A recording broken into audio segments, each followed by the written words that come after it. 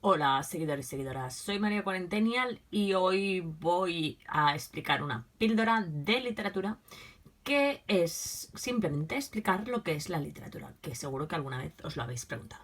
No aparecerá mi cara porque va a aparecer un PowerPoint. Espero que lo explique tan bien como otras veces y consiga que entendáis un poco qué es la literatura y por qué nos fascina tanto.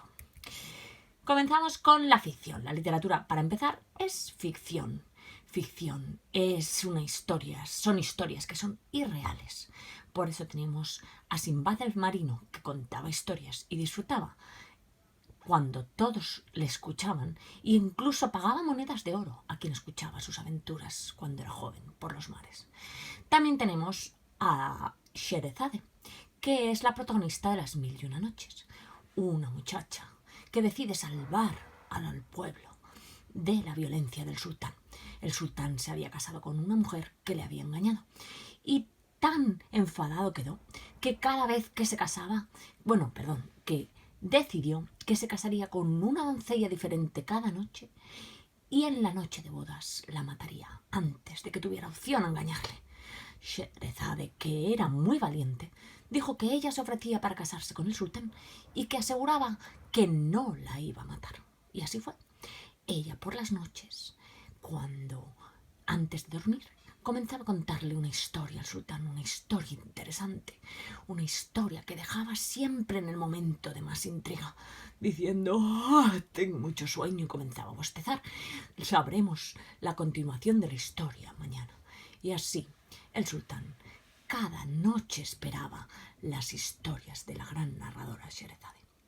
Pero cuidado, no caigamos en lo que la crítica Carmen Bóves llama el complejo del marido de Sherezade, que es lo que nos pasa cuando solo queremos leer literatura para saber qué pasa y nos da igual cómo esté escrito el texto.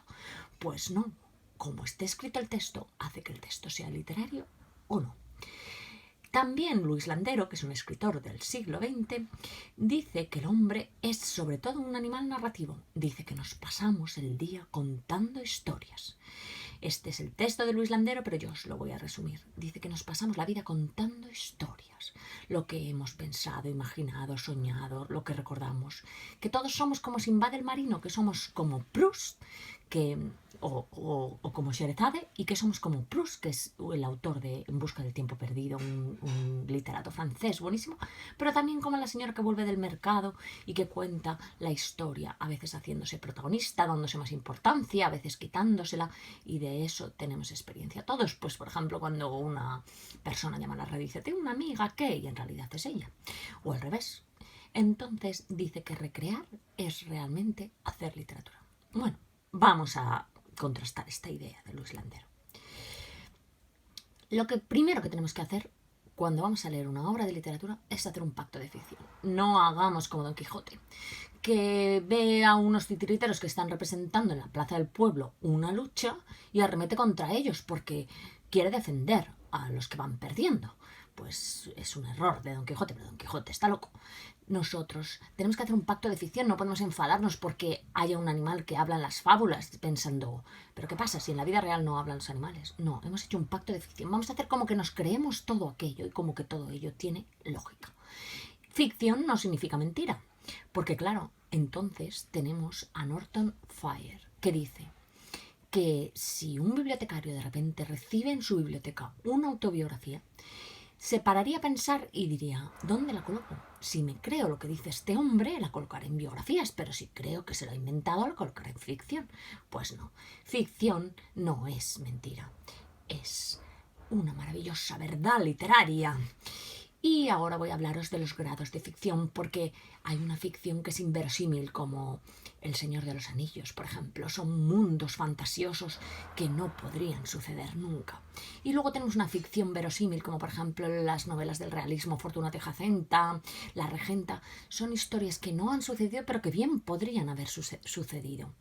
Pero ¿qué pasa con Alicia en el País de las Maravillas? ¿Qué pasa con Don Quijote de la Mancha? Alicia en el País de las Maravillas toma algo y se hace muy pequeña, de repente persigue a un conejo que lleva un reloj, pero todo ello es ficción verosímil porque pertenece a su sueño. Recordáis que se queda dormida con su hermana en el parque. Y también Don Quijote, como todo está en su cabeza, pues aquello de luchar contra gigantes, que en realidad son molinos, es una ficción verosímil, porque podría pasar que alguien se volviera loco y pensara que los molinos son gigantes. Vamos a ver que la literatura, además de ficción, no solamente se trata de inventar cosas, sino que se trata de hacerlo con un lenguaje especial. El lenguaje literario, que es muy diferente al lenguaje cotidiano. Es decir, la realidad en el lenguaje cotidiano existe y nosotros la nombramos. Puede haber una realidad que no nombremos, por ejemplo, un planeta donde hay unos marcianos o unos extraterrestres que no conocemos. Sin embargo, en la literatura, cuando nombramos algo, eso comienza a existir. Si Cervantes no hubiera escrito las andanzas de Don Quijote, no existiría ni Don Quijote ni Sancho.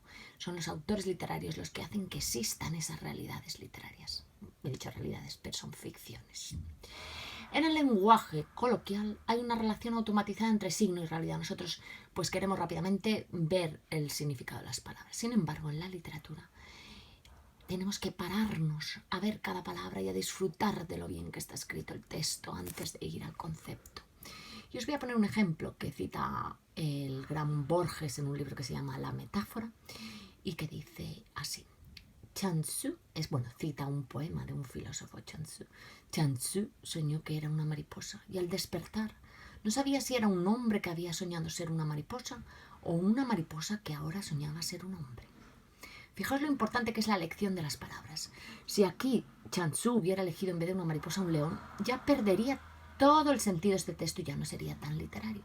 Porque la mariposa tiene unas connotaciones y nos evoca algo frágil, algo como del mundo de los sueños. El fondo y la forma son importantísimos en la literatura. Es decir, tenemos que tardar un tiempo en disfrutar de las palabras que nos llevan al concepto y a la historia.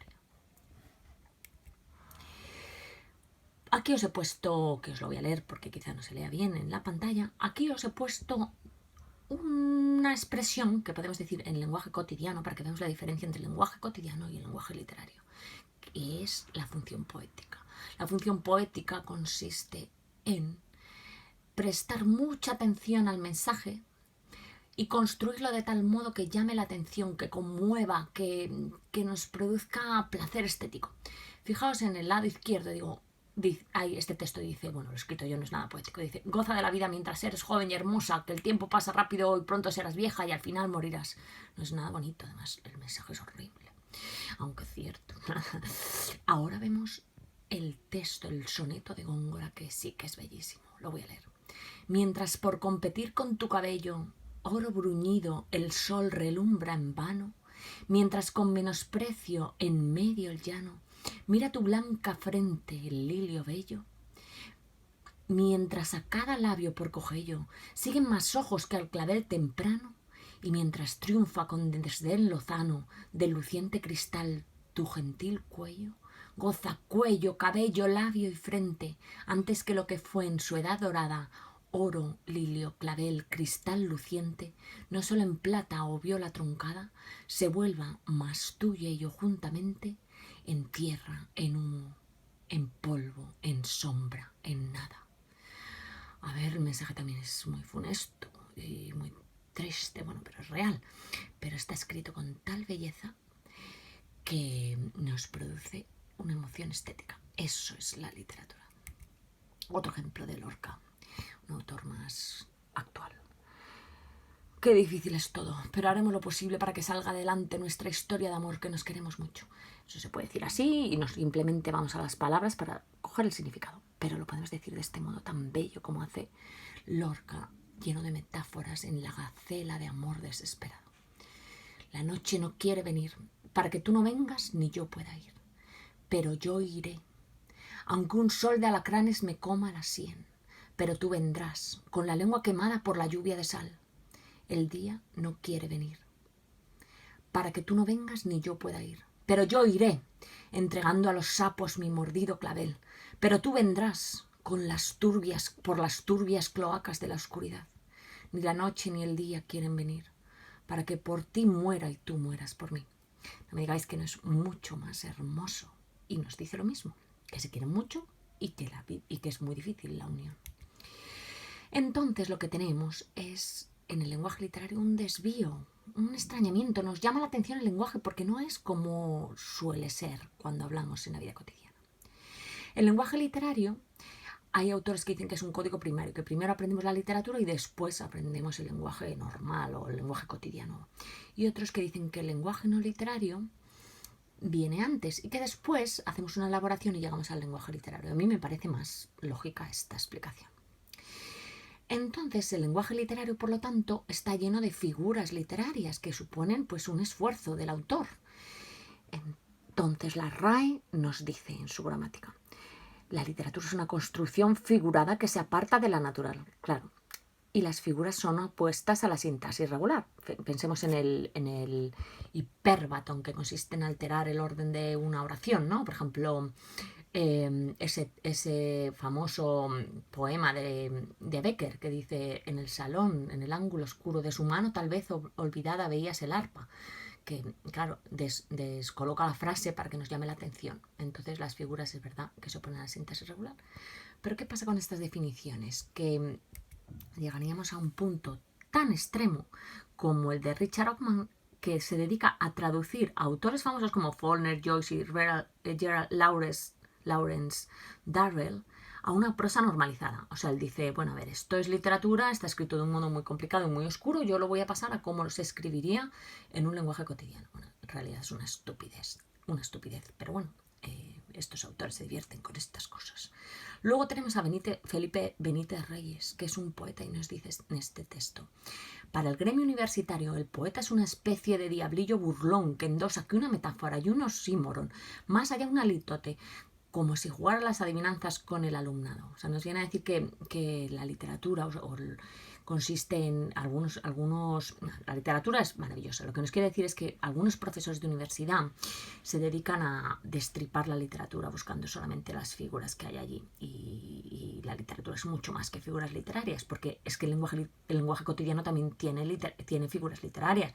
Vamos, el lenguaje de la publicidad, por ejemplo, pero también el lenguaje cotidiano. Mirad, Dumarsais dice: en un día de mercado se oyen más figuras que en muchos días de sesión académica. Y es cierto, pasados por el mercado y veréis cómo los fruteros, por ejemplo, utilizan hipérboles, que son exageraciones, para enaltecer las cualidades de las frutas que venden. Y vamos a ver algunas figuras de la publicidad, solo un par de ellas.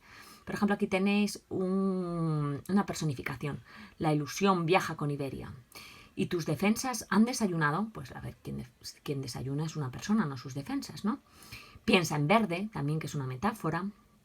Entonces veis que la literatura también utiliza figuras literarias, pero no con el mismo fin que la literatura. La literatura utiliza estas figuras para crear belleza, y la publicidad para sorprendernos y vendernos productos o servicios. Una diferencia grande. Vamos a ver Lázaro Carreter, que nos dice otra definición de la literatura y nos dice que la literatura, el lenguaje de la literatura es literal. Es decir, que no se puede cambiar nada porque entonces ya no sería lo mismo. Valéry, que es un poeta francés, dice que la poesía tiende a hacerse reproducir en su misma forma.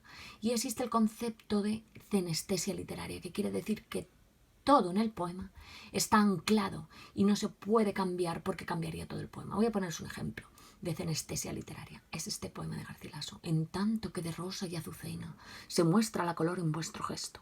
Bueno, a ver, ¿podríamos haber cambiado rosa y azucena por amapola y margarita? No, porque el poema ya no sería del mismo tipo, ya no sería lo mismo.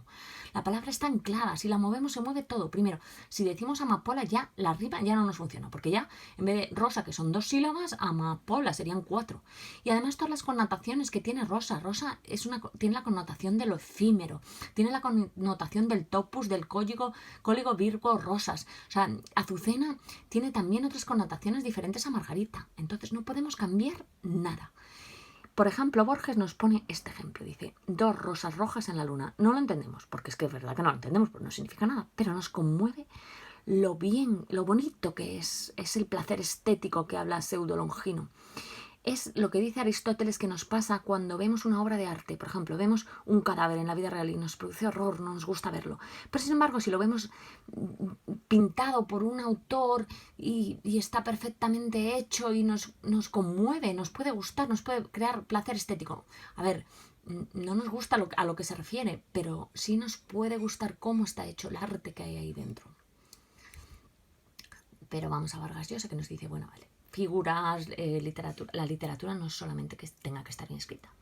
Dice, no solamente tiene que ser bella. Y nos dice Vargas Llosa, voy a leer sus palabras. Dice, la belleza no es la cualidad fundamental que le pedimos a un libro, aunque sin un cierto valor estético caería fuera de la literatura. Y dice, él prefiere la capacidad de ser convincente, de encerrar al lector en un mundo imaginario y hacérselo aceptable.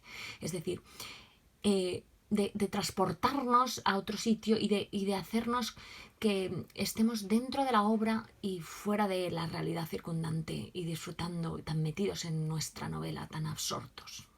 Tiene razón Vargas Llosa, ¿no lo creéis? También la literatura influye en la sociedad. O sea, no vamos a pensar que es solamente algo ahí aislado y diferente al lenguaje cotidiano. La literatura es un hecho social. Por ejemplo, tiene un emisor, ¿no? El emisor es el autor literario que puede coincidir con nosotros en el tiempo o no, o puede haber escrito la obra hace siglos, como Cervantes, que escribió el Quijote hace muchísimos siglos y ahora mismo nosotros lo recibimos, ¿no? Y lo leemos. También existe un receptor en la literatura. Os voy a contar una anécdota. El Quijote, cuando lo estaba escribiendo Cervantes, apareció un otro Quijote, que era un falso, que se llamaba el Quijote de Avellaneda, y lo que hace Cervantes, que es un genio, la verdad, os recomiendo que leáis el Quijote, es que en una de sus páginas dice que por ahí pulula un libro, dice Don Quijote, por ahí pulula un libro que habla sobre mí, pero que es falso y que se llama, lo ha escrito un tal Avellaneda, con lo cual fijaos cómo la recepción de una obra condiciona la propia obra. Luego el contexto, pues por ejemplo, tenemos que entender, mirad este texto que dice, este poema, ¿no? De la epístola a Fabio del capitán Andrés Fernández Adrada, del siglo XVII, hace muchos siglos, ¿no? Y dice, antes que el tiempo muera en nuestros brazos. Si nosotros identificamos esto, o sea, intentamos interpretar este poema, sin tener en cuenta que pertenece al siglo XVII y que un filólogo o un editor de este poema nos puede dar información sobre cómo era la sociedad en el siglo XVII para que lo entendamos mejor. Y nos puede decir que antes el tiempo se concebía como un fluido que iba por nuestras venas, que circulaba por nuestras venas. Entonces, claro, antes que el tiempo muera en nuestros brazos, no es como una losa que nos cae, sino que muere en nuestras venas, en las venas de nuestros brazos. Eso es importante. Luego, el mensaje es literal. El mensaje en la literatura es literal y se tiene que adaptar a unas normas, ¿no? Si es una poesía, tiene que utilizar el verso, si es un teatro, tiene que tener acotaciones, etc. Y el canal de la literatura normalmente es visivo estable, que es decir, que lo vemos en un libro, o sea, está escrito, pero también puede ser acústico momentáneo, es decir, que lo escuchamos en un momento, como por ejemplo el teatro representado en un teatro. El lector, seguimos con las características de la literatura como producto social, el lector se identifica con la obra. Para que algo sea literatura, como dice Carl Jung, tiene que tocarnos el inconsciente colectivo, hablar de temas universales como el amor, la muerte, la eternidad, Dios, ¿no? Y nosotros nos identificamos con lo que leemos, siempre nos pasa, y nos podemos identificar de un modo asociativo, o de un modo admirativo, diciendo, cómo admiro a este Cid que hacía estos actos tan valerosos, ¿no? Por ejemplo. O de un modo simpatético, pues nos da pena Ana Karenina, pobrecilla, mira, que se suicida tirándose al tren. Ay, Dios mío, perdonadme que os he hecho un spoiler de una obra magnífica de la literatura, pero bueno, espero que podáis disfrutar de la belleza de la obra, aunque sepáis el final. Y no seáis como el marido de Sherezade, que solo quería saber cómo acababa la historia. Luego tenemos que nos podemos identificar de un modo catártico, como con una catarsis, ¿no? Como vemos en las tragedias griegas, ¿no? Que en el escenario pasan cosas horribles, como Edipo que mata a su madre, bueno, unas cosas espantosas, mata a su padre, unas cosas espantosas, y salimos del teatro y decimos, pues no me va tan mal. O de un modo irónico también. Entonces, ¿cómo influye la literatura en la sociedad? ¿O cómo influye la sociedad en la literatura? Esto es muy curioso. Por ejemplo, los cantares de gesta se escribieron con el objetivo de arengar a las gentes para que defendieran al rey. Las novelas de Dickens las escribió Dickens cuando habla de la pobreza de los niños y con ello consiguió que se cambiaran muchas leyes sociales. La relación también es de reflejo, ¿no? Puede reflejar la sociedad como es, ¿no? Como la literatura realista, simbólica, pues también pues una literatura de compromiso, que quiero cambiar la realidad, ¿no? Por ejemplo, los poemas de Celaya, ¿no? La poesía es un arma cargada de futuro, que Celaya pensaba que iba a cambiar el mundo, la poesía, pero desgraciadamente no sucedió así. También puede ser una literatura de evasión a mundos exóticos, lejanos, ¿no? Como los románticos que hablan de la Edad Media. Pero cuidado, porque aquí tenemos un verso de Rubén Darío que a mí me encanta, yo os voy a leer, dice: veréis en mis versos princesas, reyes, cosas imperiales, visiones de países lejanos. ¿Qué queréis? Yo detesto la vida y el tiempo que me tocó nacer. O sea, sí, es una literatura de evasión, pero también tiene una crítica social, porque se evade porque no aguanta su mundo. Y también puede ser una relación de ruptura, como las vanguardias, ¿no? El surrealismo, el dadaísmo. La sociedad decide también qué es literatura y qué no. Por ejemplo, el famoso libro El Decamerón, del Renacimiento, pues en su época no era literatura, era como subliteratura, como ahora las novelas de Corín Tellado de amor, ¿no? Y ahora es una obra de arte con la perspectiva del tiempo. O por ejemplo, Campoamor era un poeta que se consideraba como un poeta maravilloso y ahora pues se considera un autor menor, ¿no? Incluso cartas, crónicas, diarios, pues en principio no fueron escritos para ser literatura, pero luego los publican y a lo mejor están también escritos que son literatura. Estoy pensando ahora en las cartas que escribía Benito Pérez Galdós a su amante Emilia Pardo Bazán, que se han publicado y hay gente que las considera literatura. Merece la pena leerlos porque son muy curiosos, aunque es un poco cotilleo de la historia de ellos dos. Y por último, vamos a hablar de la teoría de la recepción, porque este que veis aquí en la foto es Umberto Eco.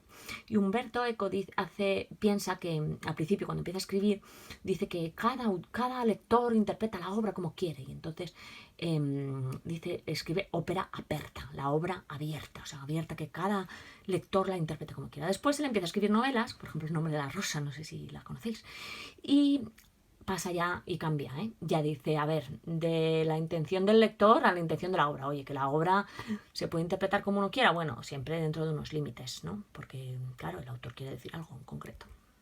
Y ya hemos terminado.